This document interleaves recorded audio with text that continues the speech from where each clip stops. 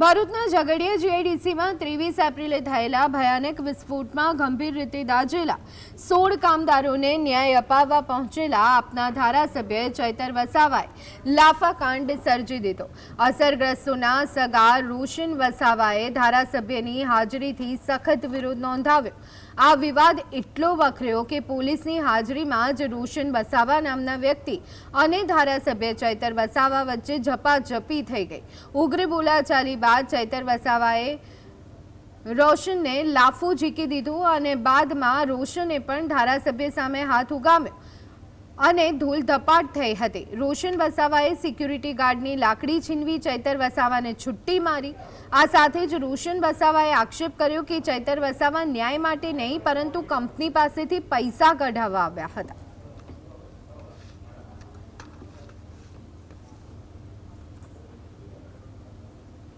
અને આવનારા સમયમાં કંઈ પણ જો બહાર હુલ્લડ થશે એની સંપૂર્ણ જવાબદારી ચેતર વસાવાની રહેશે। એ ભાઈ જાણજો ને પૈસા કઢાવવા માટે આવ્યો છે। જ્યારે એમ કંપનીનો મને એકદમ પોઝિટિવ રિપ્લાય છે, એટલા માટે મારે આ વિડીયો બનાવવું પડ્યું છું। કંઈ બી કંઈ થશે, હુલ્લડ થશે, કંપનીને નુકસાન થશે, કોઈને વાગશે, એની સંપૂર્ણ જવાબદારી ચેતર વસાવાની રહેશે। ચેતર વસાવાને મારે સમાન રીતે એક જ કહેવું છે, ભાઈ હવે તારે હીરો બનવાની કોઈ જરૂર નથી। અમે બધા જાગૃત જ છે કે તારી લપ્પન છપ્પન બધું મૂકી દે અને ઘરે જતો રહે, એટલે અમને શાંતિથી પોતે બી જીવ અને